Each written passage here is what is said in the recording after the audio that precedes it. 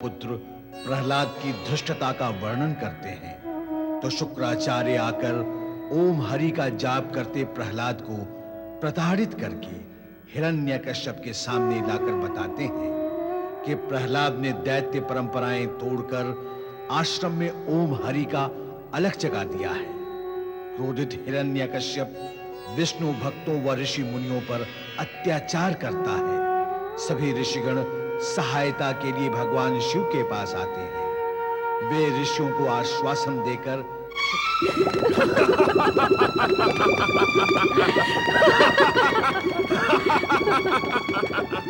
ऐसे उबलते हुए तेल के कढ़ाओं में गिरने के पश्चात किसी का भी जीवित बचना असंभव है माता। आज प्रहलाद की मृत्यु निश्चित। और इसके साथ ही दैत्य शत्रु विष्णु की भक्ति का भी अंत हो जाएगा माता। नहीं स्वामी नहीं, ऐसा अनर्थ कौन पिता करता है? अरे प्रहलाद तो हमारे हृदय की शीतलता है, क्या आप उसे उबलते गर्म तेल में डाल देंगे? कैसे होगा आपसे ये? अपने अबोध बालक को इतना कठोर दंड मत दे स्वामी। ऐसा हुआ तो इस जगत के समस्त पुत्रों के हृदय से पिता के लिए सम्मान ही समाप्त हो जाएगा। पिता का नाम सदा सदा के लिए कलंकित हो जाएगा। स्वामी दया करो स्वामी, दया करो, क्षमा कर दो मेरे प्रहलाद को, दया करो मेरे पुत्र पर।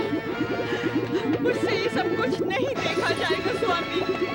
अरे दुष्टा, तू उस दुष्ट के लिए दया चाहती है जो हमारी दैत्य जाति और हमारे दैत्य साम्राज्य के प्रति निर्दयी होकर विष्णु भक्ति से सब कुछ स्वाहा कर देना चाहता है। यदि तू उस दुष्ट बालक को इस तेल की कढ़ाई में उबलते हुए नहीं देख सकती तो पहले तू ही कूद जा इस कढ़ाई में, फिर तू अपने पुत्र को उबलते हुए देखने की पीड़ा से मुक्त हो जाएगी। यही उचित होगा। अपने पुत्र से पहले उसकी माता को ही स्वाहा हो जाना चाहिए, ताकि वो पुत्र बलि के हृदय विदारक दृश्य को देखने से पहले मर सके।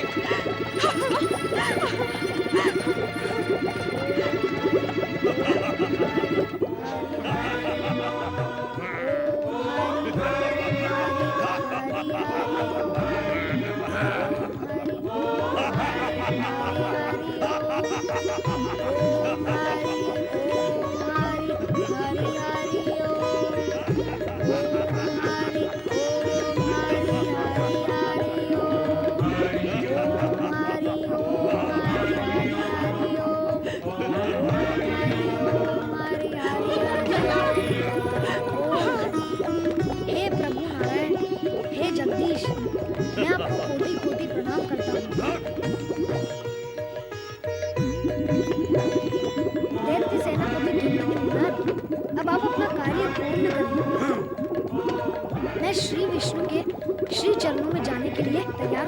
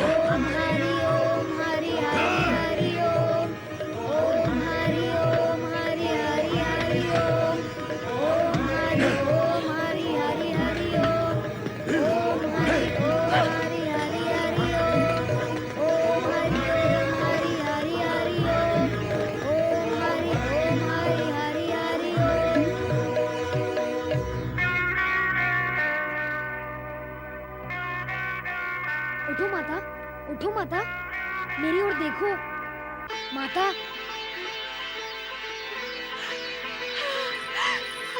प्रहलाद मेरे पुत्र।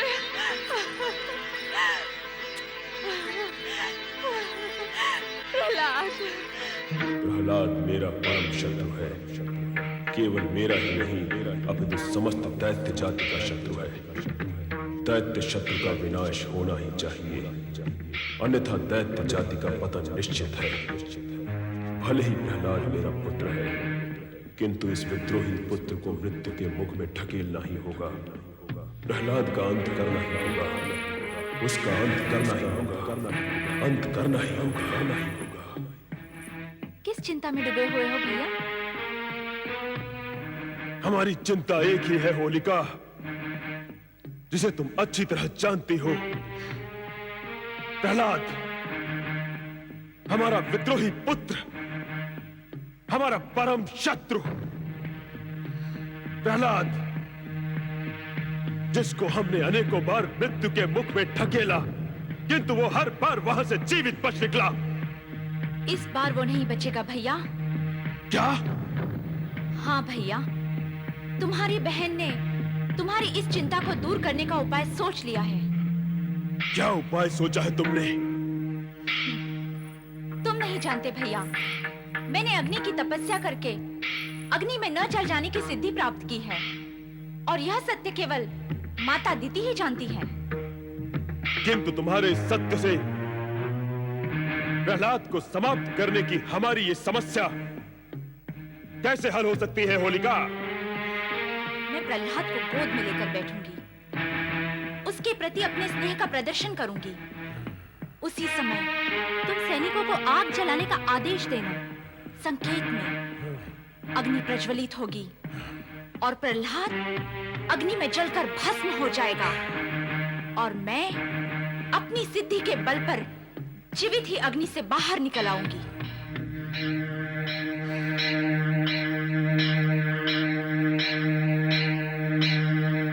क्या हुआ भैया? क्या मेरी ये युक्ति तुम्हें ठीक नहीं लगी? तुम्हारी युक्ति तो ठीक है, किंतु हम ये सोचते हैं कि प्रहलाद ने विष्णु भक्ति करके ऐसी चमत्कारी सिद्धियां प्राप्त कर ली हैं, जिसके कारण मृत्यु उससे दूर रहती है। यदि तुम्हारी युक्ति भी उसके सामने विफल हो गई, तो फिर हम क्या करेंगे? नहीं भैया, इस बार ऐसा नहीं होगा। मैं आपको विश्वास दिलाती हूँ कि जब तक प्रहलाद अग्नि में जलकर भस्म नहीं हो जाएगा, मैं भी अग्नि से बाहर नहीं निकलूंगी। तो तुम्हारे विचार से हमें ये कार्य कब करना होगा? आगामी फागुन की शुक्र पूर्णिमा को। आगामी फागुन की शुक्ल पूर्णिमा को। इतनी बड़ी चिता नहीं बच पाएगा प्रहलाद, नहीं बच पाएगा, नहीं बचेगा प्रहलाद, नहीं। हाँ, होलिका के अग्नि स्नान के लिए ये चिता उत्तम है। होलिका का ये उपाय और आयोजन भी उत्तम है माता श्री। अब हमारा लक्ष्य अवश्य पूरा हो जाएगा दैत्यराज। भैया अमर्क, इस बार प्रहलाद के बचकर निकलने की कोई संभावना नहीं। अब तो उसका अंतिम समय आ गया भैया। मत रो माता, मत रो। जब तुम रोती हो तो मुझे ऐसा लगता है कि जिस भगवान विष्णु पर मेरा विश्वास है, उस भगवान पर तुम्हें विश्वास नहीं है। तेरे विश्वास से तेरी माँ के हृदय की कोमलता बड़ी है मेरे पुत्र। इस जगत में मेरे अतिरिक्त अन्य कौन ऐसी अभागन माँ होगी जिसने अपने प्राणों से भी प्रिय पुत्र को मृत्यु के विकराल जबड़ों में बाहर जाते हुए देखा हो। ये देखकर मेरे हृदय का कोमल घट फूट गया है पुत्र। ये आंसू वहीं से आ रहे हैं।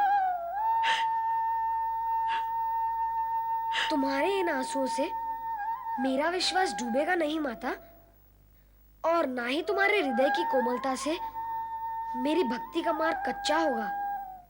मैं तो यह चाहता हूँ कि मेरी भक्ति और मेरे विश्वास से तुम्हारा हृदय पक्का हो।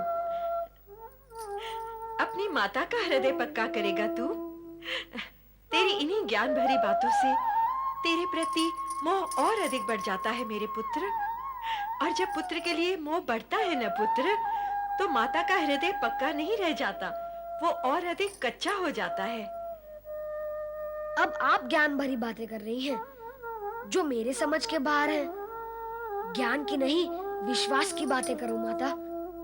याद करो माता, मेरे जन्म के समय भगवान विष्णु ने प्रकट होकर कहा था कि वे अदृश्य रूप में हर समय मेरे साथ रहेंगे।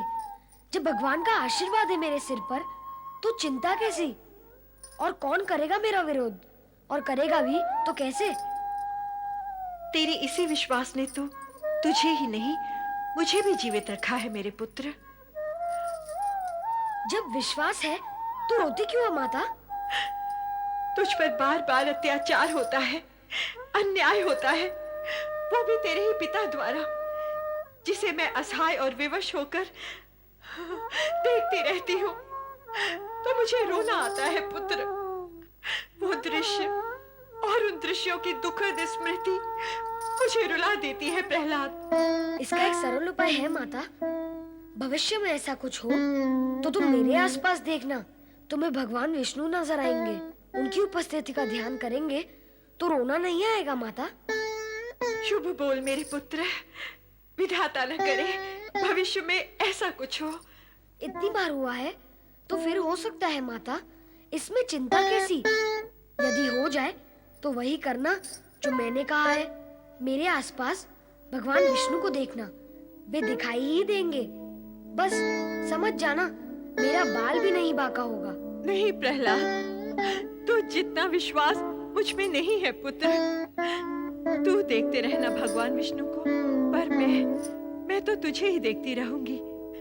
मेरे तन का रोम रोम तुझे ही देखता रहेगा। मैं तेरे पास खड़े भगवान तक नहीं पहुंच पाऊंगी। अरे तुझे छोड़कर मेरी दृष्टि इतनी दूर तक नहीं जाएगी प्रहलाद। माता, क्यों रो रही हो माता? यही सोचकर कि तेरे पिता के साथ साथ समस्त असुर जाति तेरी शत्रु बन चुकी है, तो अकेला नन्हा सा बालक कब तक उनका सामना करेगा? फिर वही बात। अरे माता, मैं नन्हा बालक हूँ, पर भगवान विष्णु तो नन्हे बालक नहीं है। वे सबको पछाड़ते आए हैं और सभी को पछाड़ देंगे। तुमने बार बार मेरे ऊपर उनकी कृपा का चमत्कार होते हुए देखा है, फिर भी चिंता करती हो। अभी आंसू पोंछ डालो। भगवान विष्णु मुझे अब तक हर विपत्ति से उभारते आए हैं और भविष्य में उभारेंगे। विधाता करे ऐसा ही हो मेरे पुत्र।